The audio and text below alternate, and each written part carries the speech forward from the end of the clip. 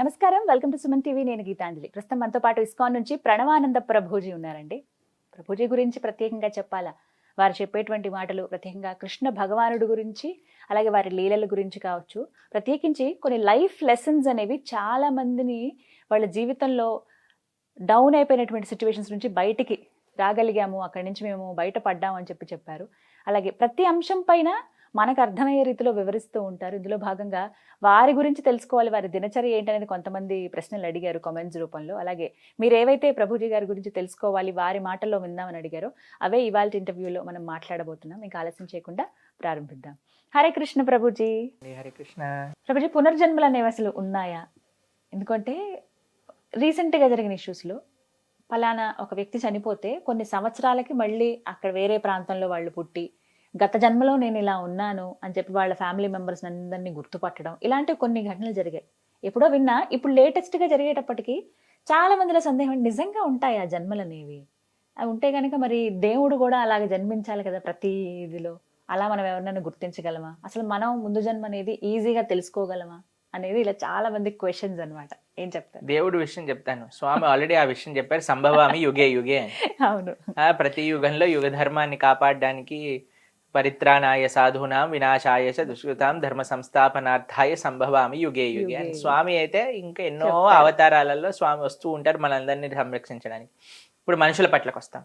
మీరు 1-2 కాదండి, doctor ఐన్ Stevenson మీరు అందరు టైప్ చేసి చూడండి ఇంటర్నెట్లో. మీరు ఎప్పుడైతే మీ ప్రవచనం ఈ వీడియో వింటారో, డాక్టర్ ఐన్ స్టీవెన్సన్ ఆయన 2500 కంటే పైగా కేసులు కేవలం పునర్జన్మ సిద్ధాంతానికి సంబంధించిన కేసులన్నీ ఆయన స్టడీలో చేసి ఒక పుస్తకాన్ని తయారు చేశారు. 2500 కంటే ఎక్కువ ఒక్క వ్యక్తి, డాక్టర్ ఐన్ స్టీవెన్సన్ అనే వ్యక్తి. ఆయన భారతదేశంలో కూడా ఎన్నో, మీకు ఒక ఆశ్చర్యకరమైన విషయం చెప్తాను. మన ముంబై ఆలయంలో ఒక భగవద్గీత ప్రవచనం జరుగుతుంది అనమాట. భగవద్గీత ప్రవచనం జరుగుతూ ఉంటే డాక్టర్ ఐన్ స్టీవెన్సన్ పునర్జన్మ సిద్ధాంతం గురించి చెప్తున్నారు. ఆయన ఒక స్టోరీ గురించి ప్రస్తావన చేస్తారు. అయితే ఈ ప్రవచనకర్త, భగవద్గీత ప్రవచనకర్త ఆ స్టోరీ గురించి చెప్పారనమాట. అయిపోయింది ప్రవచనం అంతా. ఒక వ్యక్తి ఆయన దగ్గర నుంచి నడుచుకుంటూ వచ్చారు. నడుచుకుంటూ వచ్చి, ఏదైతే మీరు స్టోరీ చెప్పారో ఆ వ్యక్తి నేనే అన్నారు. డాక్టర్ ఐన్ స్టీవెన్సన్ ఆయన స్టోరీనే ఆయన పుస్తకంలో రాశారనమాట, ఏ వ్యక్తి అయితే ప్రవచనం అటెండ్ అయ్యారు. అప్పుడు ఆయన మొత్తం చెప్పారు, ఇలా ఇలా అయింది, నాకు పూర్వజన్మలో ఏమేం గుర్తున్నాయి ఏంటి అన్ని విషయాలు చెప్పారనమాట. ఆయన ఇంకా ఉన్నాడు, ముంబైలోనే ఉన్నాడు, వస్తూ ఉంటారు, గుడికి వస్తూ ఉంటారు. మాట్లాడండి మీరు వెళ్ళి. కాబట్టి ఇలా ఇదేం కొత్త విషయం కాదండి, చాలా విషయాలు. ఇస్కాన్ లోపలనే శ్రీల ప్రభుపాదుల వారి సమయంలో ఒక భక్తుడు ఉండేవారు. ఆయన మళ్ళీ పుట్టి ఒక భక్తురాలుగా అయ్యి శ్రీల ప్రభుపాదుల వారి శిష్యుల దగ్గర నుంచి దీక్ష తీసుకొని ఆవిడ ఇంకా ఉన్నారు లండన్ లో. మళ్ళీ జన్మ ఉన్నట్టే. ఒక వ్యక్తి మనకి అమెరికాలో ట్విన్ టవర్స్ బ్లాస్ట్ అయిపోయింది కదా, అప్పుడు ఆయన ఇన్స్టింటివ్ గా పైనుంచి దుంకేశారనమాట. దుంకేయటంలో ఆయన ప్రాణం పోయింది. నెక్స్ట్ జన్మలో పుట్టేశాక ఎప్పుడు కూడా ఆ ఫ్లైట్లో వచ్చి గుద్దాయి, నేను ఆఫీస్లో పనిచేస్తుండే, నేను ఇలా ఫోన్ చేశాను, పైనుంచి దుంకేశాను, అవి ఇవని చెప్తుంటే ఏం అర్థం కావట్లేదు. తర్వాత వీళ్ళు ఆ ఒక వీడియో పరిశీలన, అప్పుడు చాలా మంది వీడియోలు తీయటం ప్రారంభం చేశారు కదా, వీడియోలో తీయటం పరిశీలన చేస్తే ఒక వ్యక్తి నిజంగా పైనుంచి దుంకటం అనేది, వీళ్ళు ఏ ఫ్లోర్ లో నుంచి అయితే దుంకుతానని చెప్పాడు అక్కడి నుంచే పడిపోవటం వీడియోలో క్యాప్చర్ అయ్యింది. ఇంకొక ఇండియాలోనే మనకి ఇంకొక స్టోరీ ఏంటంటే, ఆవిడ ఇలా మా ఇల్లది, మా అత్తగారు వాళ్ళు అక్కడ ఉండేవాళ్ళు, మా భర్త అక్కడ ఉండేవాడు, అది ఇది అని చెప్పేదన్నమాట. వీళ్ళు అసలు ఏమి ఇది చేసుకోక, సరేలే తీసుకెళ్దాం ఒకసారి ఆ ఊరికి అనగానే, ఆ ఊరికి తీసుకెళ్ళగానే పరిగెత్తుకుంటూ ఒకళ్ళ ఇంట్లోకి వెళ్ళిపోయింది, ఇదే మా ఇల్లు పూర్వజన్మలో అని. ఇక్కడ మా అత్తగారు వాళ్ళ అత్తగారు మామగారిని చూడంగానే ఇలా చిన్నపిల్ల కానీ సిగ్గుతో ఒక ఇలా చున్నీని తీసుకొని ఇలా తలపైన వేసేసుకొని దండం పెట్టడం. దాని తర్వాత అదేంటి మన ఇల్లు గుమ్మం ఇలా ఉండేది కదా, ఇప్పుడు ఇలా అయిపోయింది ఏంటి అంటాం. ఇవన్నీ మీరు ఇంటర్నెట్ ఎత్తుకండి, మీకు ఎన్నో విషయాలు పునర్జన్మ సిద్ధాంతం గురించి. అందుకే కృష్ణుడు భగవద్గీతలో చెప్పాడు పునర్జన్మ సిద్ధాంతము, దీన్ని రీఇన్కార్నేషన్ థియరీ అని అంటారు. ఇది ఆత్మ, మనము శరీరం కాదు, మన ఆత్మ అనేది ప్రస్తావన చేయడానికి ఇదొక చాలా పెద్ద సైంటిఫిక్ ప్రమాణం ఇది. కానీ ఎప్పుడైతే తల్లికి ఆ బిడ్డకి ఉన్నటువంటి బంధం తెగిపోతుందో, అంటే బొడ్డు తాడు ఏదైతే తెంపేస్తారో అక్కడితో మర్చిపోతారు అని అంటారు. మళ్ళీ ఎలా గుర్తొస్తాయండి ఇవన్నీ కూడా? ఎందుకు గుర్తొస్తాయి, ఎందుకోసం భగవంతుడు ఈ విధంగా కొంతమందిని వదిలేస్తారు అని అంటే, మనం అంత ఈజీగా భగవంతుడి మాట వినే రకాలు కాదు కదా. కాబట్టి కొన్ని ప్రమాణాలు విడిచిపెట్టాలి కదండి. అంతెందుకండి, మీరు మన ఇంట్లో ఉండే పిల్లలకి చూడండి, చిన్నప్పటి నుంచి వాడికి అలాంటి ఎక్స్పోజర్ ఉండదు, వాడికి అది చూపించి, కానీ కొన్ని కొన్ని టెండెన్సీస్ ఎక్కడి నుంచి వస్తాయో కూడా మనకు తెలియదు. ఎక్కడ నేర్చుకున్నావు ఈ అలవాట్లు అని అంటారా? పూర్వజన్మ నుంచి వచ్చినాయి, ఓ ఎక్కడి నుంచో కాదు, పూర్వజన్మ నుంచి వచ్చిన సంస్కారంలే ఇవన్నీ కూడా. కాబట్టి మనం ఏం నేర్పించాం, చెడైనా మంచైనా ఏదైనా కొన్ని కొన్ని పూర్వజన్మ నుంచి వస్తుంటాయి. అందుకే పూర్వజన్మ సుకృతి అని అంటారు.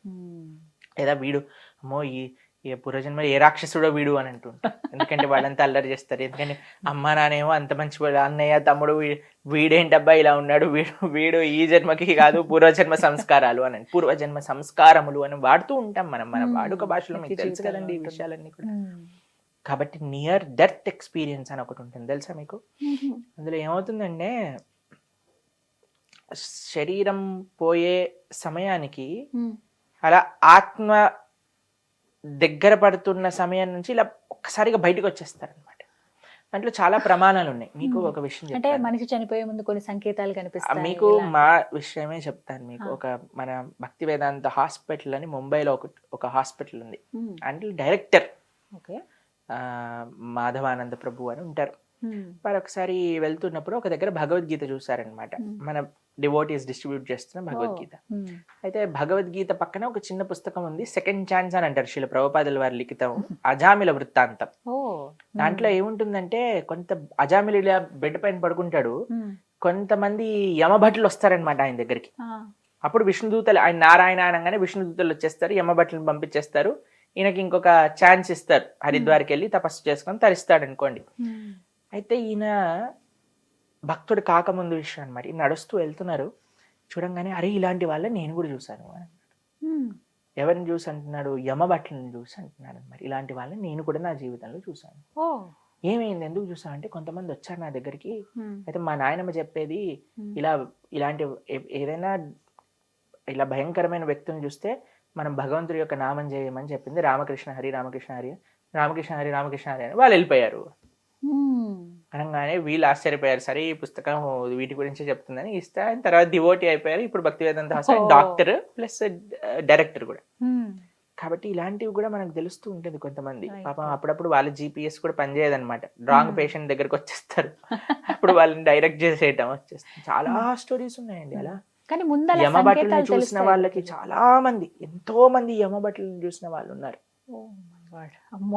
ఎంతో మంది యమభటులను చూసిన వాళ్ళు ఉన్నారు. మీరు వీడియోలో ఇంటర్నెట్ లో కూడా చూస్తూ ఉంటారు. మీరు కొంతమంది చనిపోయే ముందు ఇలా ఇలా ఇలా వాళ్ళు ఏదో లాగేస్తున్నట్టుగా ప్రయత్నం చేసి ఆయన లాస్ట్ పడుకొని ఇలా బయటకు వచ్చేస్తుంది ఆత్మ.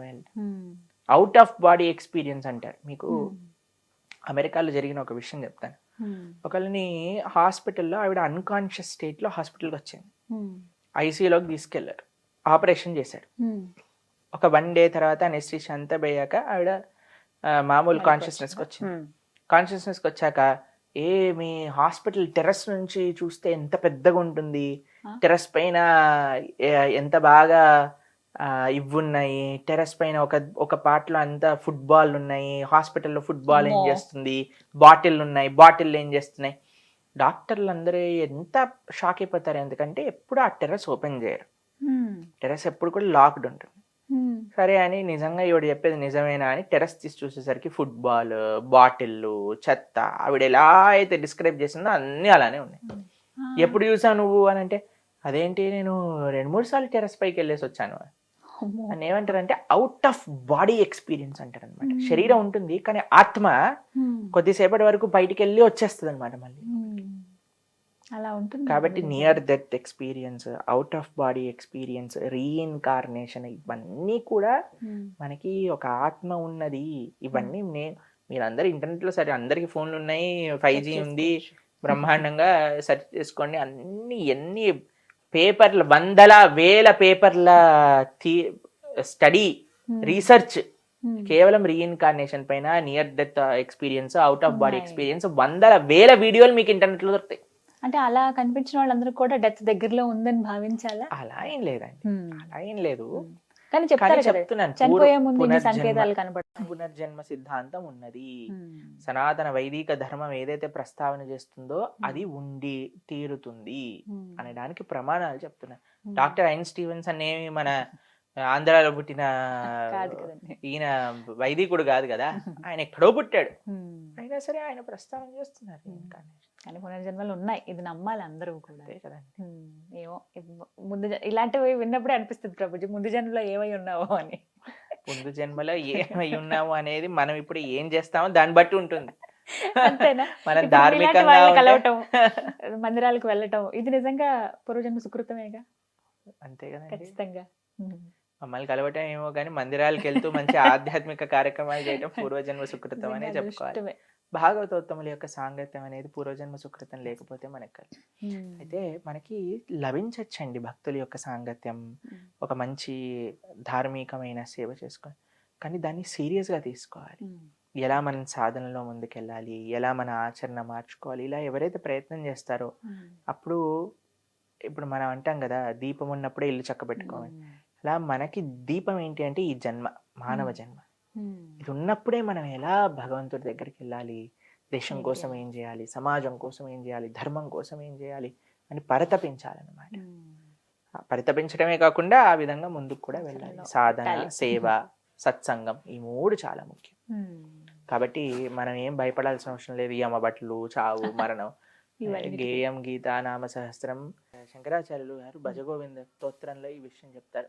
ఎవరైతే కించిత గీత గంగాజలపి కనికాపీత సకృత పియేన మురారి సమర్చ క్రియతే తస్య యమేనన చర్చ అంటే, గేయం గీత నామ సహస్రం, గీతను అధ్యయనం చేసేవాళ్ళు, విష్ణు సహస్రనామం చెప్పేవాళ్ళు, గో గంగా గీత ఆరాధన చేసేవాళ్ళు, గోవిందుడి యొక్క నామం చెప్పేవాడు, వారికి క్రియతే తస్య యమేనన చర్చ అని అంటారు. అటువంటి వాడు యముడు గురించి మాట్లాడుకోవాల్సిన అవసరం లేదు, ఎందుకంటే యముడు వాడి దిక్కు కూడా రాడు. చాలా చక్కగా చెప్పారు ప్రభుజీ. హరే కృష్ణ. హరే